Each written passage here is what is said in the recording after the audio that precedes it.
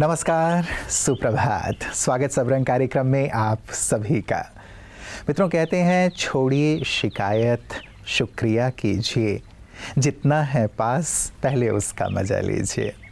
सचमुच हम सारे दिन में उन चीज़ों की शिकायत करते रहते हैं जो चीज़ें हमारे पास नहीं हैं। यदि हम शिकायतों को एक तरफ रख के उन चीज़ों की ओर ध्यान दें जो चीज़ें हमें मिली हैं, जिन चीज़ों को हम अपने जीवन में आनंद के लिए यूज़ कर सकते हैं।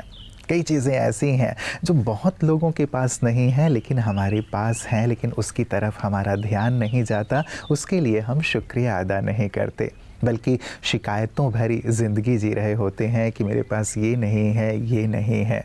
तो मित्रों, ये शिकायतें हमारे मन की शांति को, खुशी को, सुख चैन को छीन लेते हैं। क्यों ना शिकायतों को एक तरफ रखते हुए जो प्राप्त है हम उसका आनंद लें। और इसी आनंद के साथ आइए चलते हैं आज के सुंदर सुवाक्य की ओर। ओम शांति। जंगल में हर सुबह हिरण सोचता है कि मुझे शेर से तेज दौड़ना है, नहीं तो मैं मर जाऊंगा। और शेर सोचता है कि मुझे हिरण से तेज दौड़ना है, नहीं तो मैं भूखा रह जाऊंगा। आप शेर हैं या हिरण, इससे कोई फर्क नहीं पड़ता है, परंतु यदि आप एक अच्छी जिंदगी जीना चाहते हैं तो आपको रोज दौड़ना होगा, कठिन संघर्ष करना ही होगा, क्योंकि हमेशा कुल्हाड़ी की एक चोट से पेड़ नहीं गिरता, हमेशा एक प्रहार से चट्टान नहीं गिरती। उसके लिए सही समय पर निरंतर प्रयत्न, प्रयास, परिश्रम करना ही पड़ता है। क्योंकि कहा जाता है कि वक्त एक ऐसी धरनी है जिस पर बिना परिश्रम के कुछ नहीं पैदा होता। यदि वक्त पर परिश्रम किया जाए तो फल ज़रूर निकलता है, परंतु यदि वक्त ज़ाया कर दिया जाए तो जीवन के अंदर सिवाय घास फूस और कटीली झाड़ियों के और कुछ नहीं बचता। इसलिए कठिन परिश्रम कीजिए और आगे बढ़िए। ओम शांति। मित्रों, शिकायतों का कोई अंत नहीं है। पत्थर कहते हैं कि पानी हमें चोट पहुंचाकर तोड़ रहे हैं, और पानी ये कहता है कि पत्थर हमें खुलकर बहने भी नहीं देते। सचमुच यदि शिकायतों की ओर देखें तो शिकायतों का तो अंबार सा लग जाएगा, और सभी से हमें शिकायतें ही होंगी किसी न किसी बात को लेकर के। हम कई बार ईश्वर से भी शिकायतें करने लगते हैं कि ये जो समस्या है, ये जो चुनौती है मेरे जीवन में ही क्यों? क्योंकि जीवन में कोई ना कोई बात, कोई ना कोई व्यवधान तो आता ही रहता है, और उसके लिए भी कई बार हम शिकायत करने लगते हैं कि मेरे साथ ही ऐसा क्यों हो रहा है। विचार कीजिएगा कि यदि हम शिकायत करेंगे तो हमें समाधान मिलेगा, या फिर हम हिम्मतवान बनकर धैर्य रखते हुए समाधान की ओर देखेंगे तो हमें समाधान प्राप्त होगा। मित्रों, बातें आती हैं, चली जाती हैं। हम थोड़े शांत भाव से शिकायत को छोड़ करके समाधान की ओर देखने का अपना नज़रिया रखें, अपना रुख रखें, तो सचमुच कोई भी समस्या हो, चाहे वो शारीरिक हो, मानसिक हो या अन्य समस्या हो, वो दूर अवश्य हो जाएंगी। ओम शांति फ्रेंड्स। दोस्तों, डायबिटीज़ का मुख्य कारण जो है वो इंसुलिन रेजिस्टेंस है। इंसुलिन रेजिस्टेंस कब होता है? जब हमारे अंदर जो सेल्स हैं, हमारी कोशिकाएं, हमारे लीवर की कोशिकाएं, हमारा जो मसल्स हैं, मांस है या मसल्स हैं, उनमें उनकी कोशिकाएं, या हमारा जब बॉडी पे फैट जमा है वहाँ की कोशिकाएं इंसुलिन से जैसे रिस्पॉन्ड करना चाहिए वैसे रिस्पॉन्ड नहीं करती हैं। और उसका मुख्य कारण क्या है?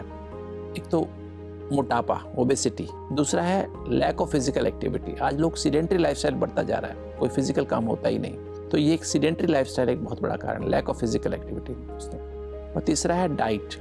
डाइट जो है, जैसे या तो हम high sugary high fat diet खाते हैं, या हम गलत टाइम पे खाते हैं, प्रॉपर्ली चबाते नहीं खाने को, तो भी एक कारण है दोस्तों। तो हमारी कैलोरीज हमें यूज़ करनी चाहिए अपने अकॉर्डिंग टू अवर वर्क, और उससे ज़्यादा कैलोरीज हम लेते हैं, एक टाइम में ज़्यादा कैलोरीज ले लेते हैं।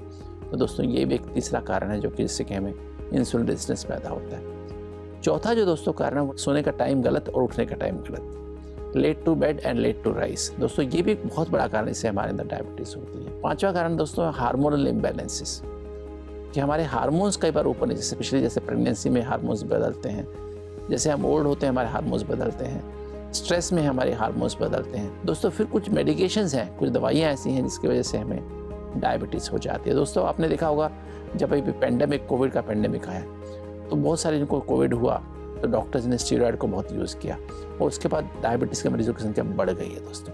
तो जब किसी भी कारण से हम स्टीरॉयड यूज़ करते हैं, चाहे वो इन्फेक्शन को फाइट करने के लिए उस दौरान, या हमें कुछ जोड़ में दर्द है या कोई और बीमारी के लिए हम स्टीरॉयड यूज़ करते हैं, तो दोस्तों हमें डायबिटीज़ उसके बाद होने के चांसेस बहुत ज़्यादा बढ़ जाते हैं। इससे इंसुलिन रेजिस्टेंस पैदा होता है और कुछ जेनेटिक के भी कारण होते हैं, अर्थात हेरिडिटरी कारण होते हैं दोस्तों ये जो मुख्य कारण है जिसकी वजह से इंसुलिन रेजिस्टेंस होता है। और दोस्तों एक बार इंसुलिन रेजिस्टेंस हो जाए तो बहुत मुश्किल होता है उसे कंट्रोल करना। दोस्तों ये आप अगर एक कारण कंट्रोल करेंगे तो हम इंसुलिन रेजिस्टेंस से बचेंगे और हमारी डायबिटीज़ प्रॉपरली कंट्रोल हम कम दवाइयों के साथ कर पाएंगे। ओम शांति। मित्रों, ज़िंदगी का एक सुंदर सत्य ये कि ज़िंदगी की आधी से ज़्यादा शिकायतें तो हमारी ऐसे ही दूर हो जाएंगी यदि हम एक दूसरे के बारे में बात करने की बजाय एक दूसरे से बात करने लगें। ज़्यादातर जब हम एक दूसरे के बारे में बात करते हैं तो गलत फहमियाँ पैदा होती हैं, दूरियाँ पैदा होती हैं, शिकायतें पैदा होती हैं। लेकिन जब हम एक दूसरे से बात करना शुरू करते हैं तो गलत फहमियाँ दूर हो जाती हैं, शिकायतें भी दूर हो जाती हैं और जीवन में मधुरता का रस घुल जाता है। यही कला अध्यात्म सिखाता है मित्रों, और यही चीज़ें हमारे विशिष्ट जन भी अपने जीवन में अनुभव करते हैं। आगे बढ़ने के लिए ये कितना आवश्यक है, अध्यात्म कितना आवश्यक, एक दूसरे से बात करना कितना आवश्यक। आइए देखें विशिष्ट की बातें विशेष में ऐसे ही सुंदर अनुभव के साथ हमारे साथ कौन हैं। जब सब बातें देखते हैं, जो मेरा अनुभव है बहुत वर्षों का, उसमें पेड़ एक होता है और उसके बारे में सोचने वाले अलग अलग तरीके के होते हैं। कुछ एनवायरनमेंट के बारे में सोचते हैं, उसका नज़रिया अलग है, और कोई पेड़ से मिलता है या नहीं मिलता है वो उस पर ध्यान नहीं है, उसका केवल एनवायरनमेंट पे है। कुछ का क्लाइमेट चेंज पे है कि क्लाइमेट चेंज बड़ा विकृत हो रहा है तो उसको हमें सुधारना है, उसका क्लाइमेट चेंज पे है। कुछ भूमि की उर्वरता है वो नष्ट हो रही है, वो घट रही है, तो वो कि कैसे पेड़ों से वो उर्वरता बढ़ाएं।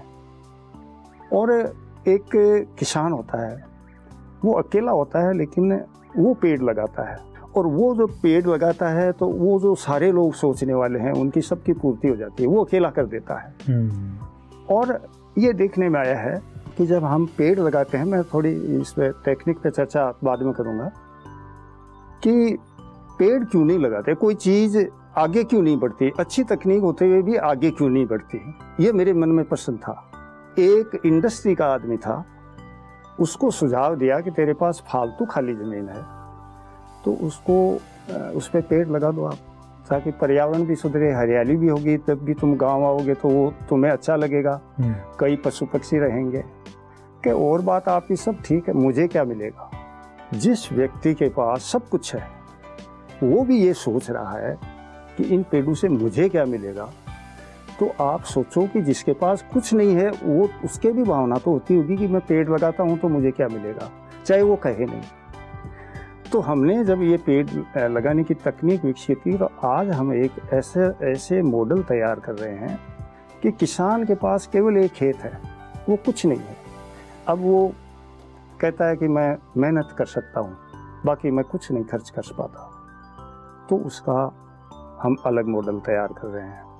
कोई किसान कहता है कि मैं थोड़ा खर्च भी कर सकता हूँ, मुझे थोड़ा फलदार पौधे या कुछ ऐसे आमदनी वाले चाहिए, मैं टाइम भी दे सकता हूँ जी, उसके लिए थोड़ा हम अलग मॉडल तैयार कर रहे हैं। और कुछ लोग ऐसे होते हैं जो काफ़ी अच्छा पैसा भी खर्च कर सकते हैं, थोड़ा और अच्छी आमदनी भी हो सकती है, तो हम अलग अलग हम मॉडल तैयार करते हैं। और कोई भी वो जो कहे कि हमें क्या मिलने वाला है तो हम उसके जवाब देते हैं। मतलब जैसी जिसकी भावनाएं, जैसी जिसकी स्थिति, उनके लिए हर चीज़ संभव है। हम मेडिसिनल प्लांट लगाने की शुरू किया। हमने तो चंदन का पेड़ भी 1 लीटर से लगा के सर्वाइवल किया है। क्या बात है, राजस्थान में चंदन का पेड़? राजस्थान में, वो भी चूरू जिले में। ओहो, देखो राजस्थान में जो चूरू, जैसलमेर और बाड़मेर, ये 3 जिले ऐसे हैं कि जो देश में नहीं पूरी दुनिया में सबसे सूखे जिलों में माना जाता है जी। सूखे क्षेत्रों में माना जाता है। मित्रों, कई सुंदर पंक्तियाँ लिखी थीं कि रिटर्न टिकट तो कंफर्म है, इसलिए मन भर कर जिएं, मन में भर कर न जिएं।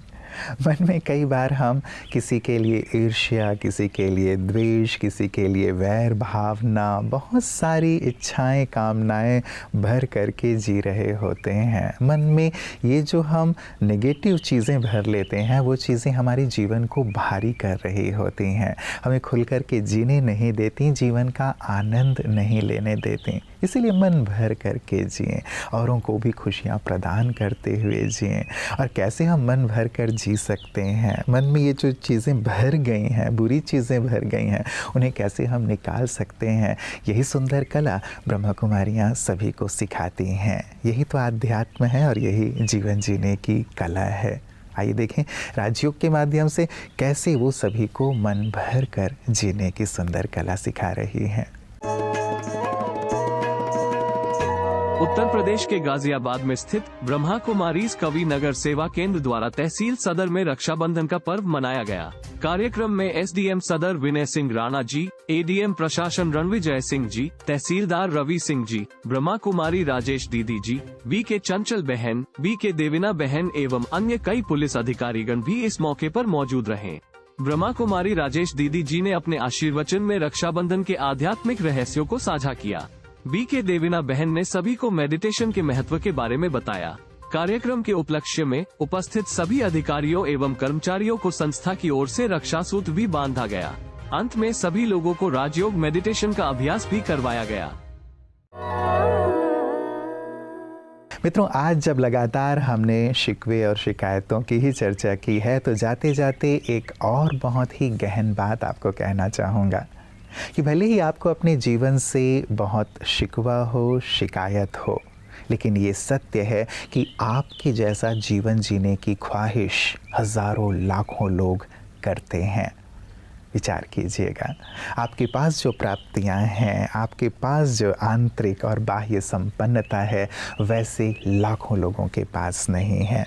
इसलिए मित्रों, जो चीज़ है उसका हम आनंद लेना सीखें। शिकवे और शिकायतें तो लगी ही रहेंगी, उनका कोई अंत नहीं है। जो प्राप्त है, जो ईश्वर ने हमें दिया है, क्यों ना उसके लिए हम शुक्रिया अदा करें और साथ ही बेहतर के लिए लगातार प्रयास करते रहें। आप में इतनी क्षमता है, ईश्वर ने आपको इतनी योग्यता दी है कि आप जो चाहें वो प्राप्त कर सकते हैं, लेकिन शिकवे और शिकायतों को छोड़कर।